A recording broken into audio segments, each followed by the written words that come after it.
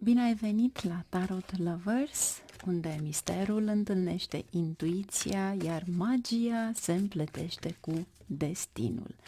Această etalare este pentru ascendent, lună, soare în Gemeni și poate pentru tine este o călătorie spre tine, spre intuiția ta și spre claritatea de care ai nevoie.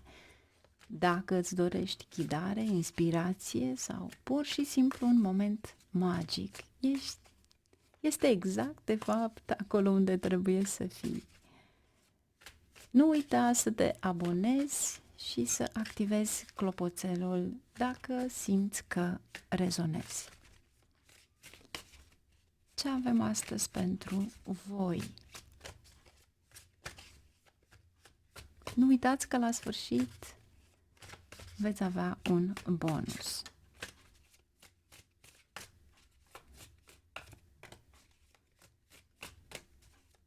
Aștept să se deschidă cărțile și parcă sunt nehotărâte. Ok, deci s-au deschis cărțile.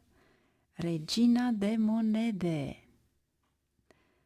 Extraordinar de frumos aici, pentru că e un început foarte bun în această etalare. Este poate ceva profitabil în viața voastră. 9 de cupe, ceva la care voi v-ați dorit foarte mult. Eu mă bucur mai mult ca voi, pentru că pentru unii poate fi viață bursieră, marketing, poate fi ceva la care voi încercați de foarte mult timp să aveți. Și Regina de Bute vă spune să aveți curajul și să mergeți către ceva care veți ști cu siguranță că veți lua. Dar aveți mare grijă să fie ceva legal. Moartea, justiția. Deci, în privința asta să știți că sunteți susținuți. Am senzația să cred. Fie ați dat bani cu împrumut, fie dacă veți da bani cu împrumut, va fi o pierdere. Pentru că aici nu veți vedea banii înapoi. De ce? Pentru că aveți Regina de monede. Este dorința, poate, și a altcuiva, iar justiția numai pe cale juridică îi veți avea și voi nu sunteți dispuși să faceți acest lucru. Împărăteasa. Aici este o uniune. Pentru cei care nu sunteți căsătoriți, să știți că e posibil să aveți o cerere în căsătorie. Pentru cei care sunteți împreună, să știți că ceea ce a fost până acum încetinit, fie în relație, fie în casa voastră, fie chiar construcția casei voastre, acum se deschide. 8 de monede. Întotdeauna să aveți încredere în ceea ce voi faceți și nu în ceilalți.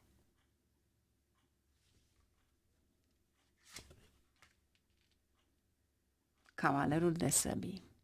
Deci încă o dată vi se spune să nu aveți încredere în necunoscuți.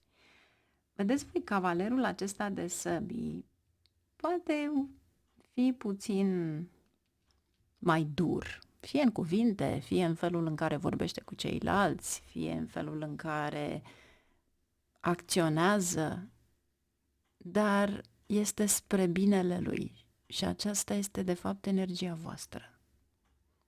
În primul rând să nu aveți așteptări de la oameni, să nu aveți așteptări de la cineva la care chiar nu vă puneți bazele, ci pur și simplu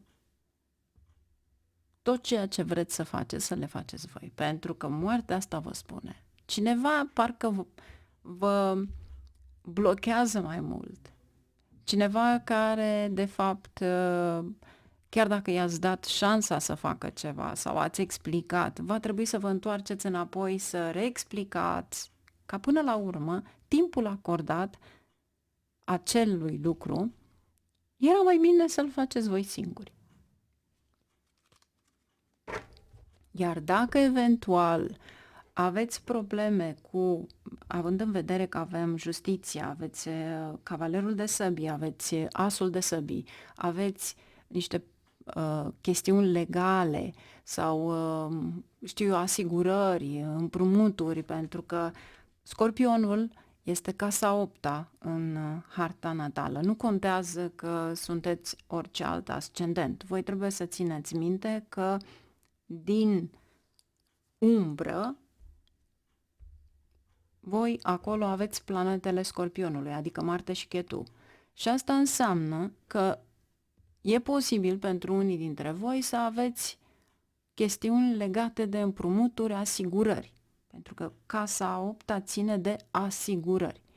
Deci, posibil ca să trebuiască să știți să cereți cu acest cavaler de săbii. Adică să împingeți un pic problema respectivă, pentru că eu zic că veți reuși.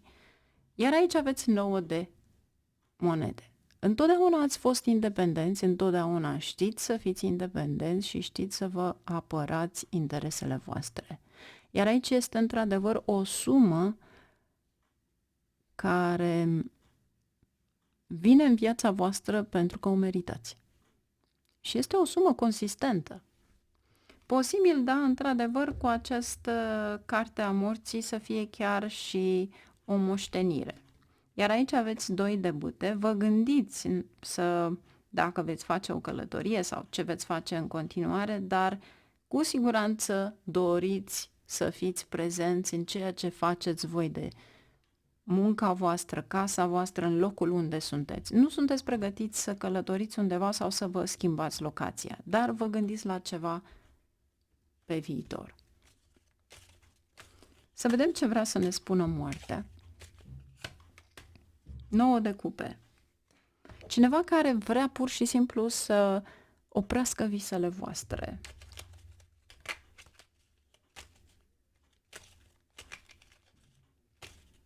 Motivația, să o vedem. 3 de spade.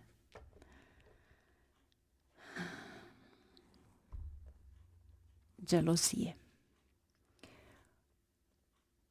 Invidie. Numiți-o cum vreți. Dar vi se face dreptate. Dumnezeu e cu voi, regele de cupe este aici și divinitatea este aici. Deci vă spune din start că baza voastră sunteți voi, independența voastră. Împărăteasa și 8 de monede. Asul de monede. Ceva la care veți investi nou și veți avea un mare succes. Iar aici aveți 3 de cupe.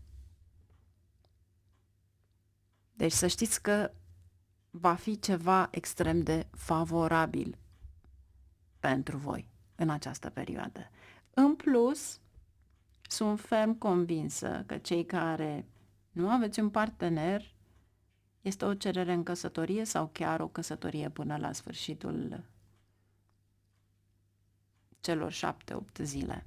Pentru că asta mi-arată aici. Este un nou început. Să vedem în relație sau parteneriat. Deci, deja am întrebat. Fie unii dintre voi veți merge la o nuntă, fie unii dintre voi aveți căsătoria.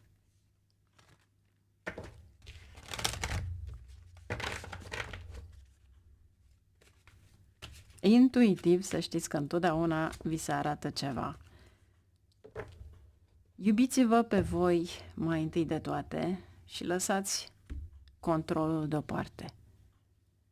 Poate unele lucruri în viață trebuie să le aranjăm, rearanjăm pentru a ne merge bine. Și gândiți-vă că acele clipe frumoase pe care le aveți cu persoana iubită vor rămâne pentru totdeauna. Aici avem energia prezentă. Să vedem ce vrea să vă spună. Este bonusul pe care vi-l dau ca energie prezentă. poate unii dintre voi doriți să auziți această energie prezentă. Haideți să vedem ce avem. 9 de monede se repetă din nou. Wow! Deci extraordinar. Și avem aici, s-a repetat 9 de cupe și acum se repetă 9 de monede. Se repetă și 9 de cupe. Extraordinar! Deci avem 3 de 9 de monede. Deci prima etalare în viața mea când văd această combinație. Deci de 3 ori 9 de monede, de 3 ori 9 de cupe. Extraordinar!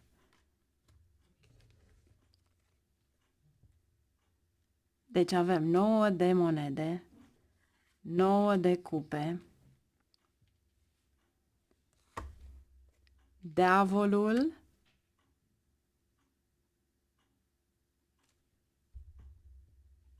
vedeți voi, diavolul are de-a face cu afaceri necurate sau calci strâmb, deci aveți grijă. Dar cu siguranță posibil să fie o afacere ce ține de alcool, farmaceutice, pentru că sunt legate de droguri, dar droguri, să le zicem, pentru că tot droguri sunt și pastilele, legale, să le numim, vă vor aduce foarte mulți bani. Noul ăsta de monede și 9 de cupe este o dorință pe care o aveți, iar diavolul de fapt este de fapt acea dorință pe care voi o veți avea cu orice preț. Mare atenție ce vă doriți. Pentru că acest cavaler de săbii care din nou revine aici, face ca lucrurile să vină extrem de rapid în viața voastră. Nu uitați, diavolul este și imaginea Capricornului. Munciți foarte mult și în urma acestei munci, acele investiții, vine ceva extraordinar de frumos. Deci, sincer, n-am întâlnit niciodată 3 ori 9 de cupe, de 3 ori 9 de monede. Și o acțiune imediată. Iar aici o călătorie. Ceva la care vă gândiți, poate investiți în străinătate sau poate chiar aveți în minte ceva online, ceva de genul acesta.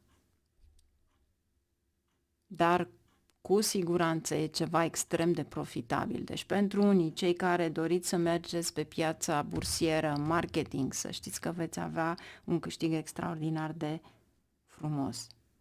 Bineînțeles, nu este pentru toată lumea, dar cei care rezonați, cei care știți cum să faceți aceste lucruri, vă doresc mult succes. Nu uita să te abonezi și să activezi clopoțelul dacă simți într-adevăr că rezonezi. Numai bine, la revedere!